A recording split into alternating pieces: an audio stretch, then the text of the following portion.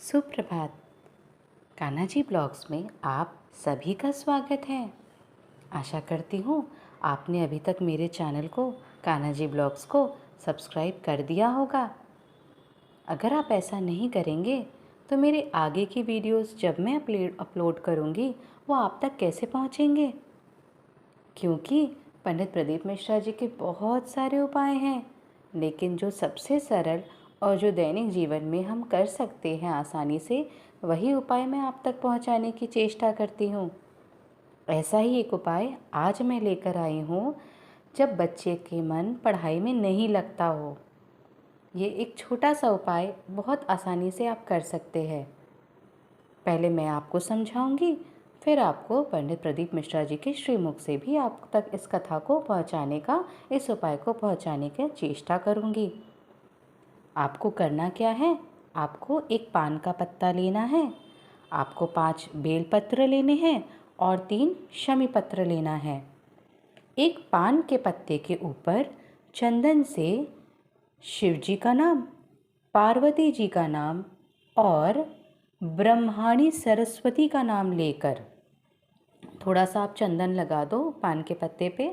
फिर शिव जी का नाम, पार्वती जी का नाम और ब्रह्माणी सरस्वती जी का नाम लेकर आपको शिव जी को रविवार के दिन जब पुष्य नक्षत्र पड़े, यानी जब रवि पुष्य योग हो, उस दिन आपको शंकर जी के ऊपर अपने बच्चे से, या जो बच्चे का मन पढ़ाई में ना लगता हो उस बच्चे के हाथ से शंकर जी के ऊपर आपको पार्वती जी, शिव जी और माता सरस्वती के नाम से चढ़ा देना है।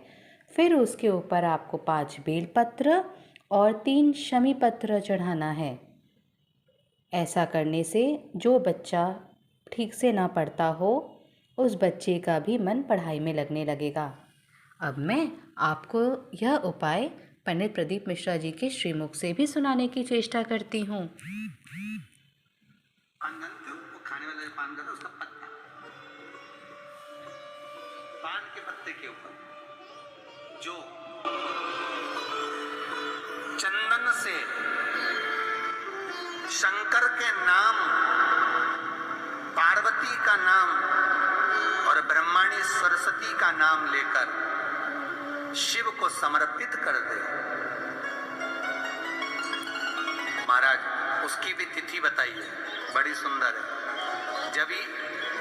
जब रवि का पुष्य योग पड़े, रवि पुष्य नक्षत्र हो, रवि का पुष्य योग पड़े, उस समय पान के पत्ते पर चंदन से शंकर, पार्वती और सरस्वती का स्मरण कर कर जो शिवलिंग के ऊपर उस पान के पत्ते को चढ़ाकर 5 बेलपत्र, 3 शमी पत्र समर्पित कर देते हैं, उस बच्चे से चढ़वा देते हैं, वो बच्चा कभी पढ़ने में कमजोर नहीं होता, विद्या में बढ़ता ही बढ़ता है।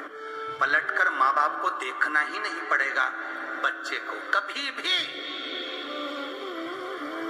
माँ को कहना ही नहीं पड़ेगा कि पढ़ने बैठ, वो खुद पढ़ेगा, रुचि से पढ़ेगा।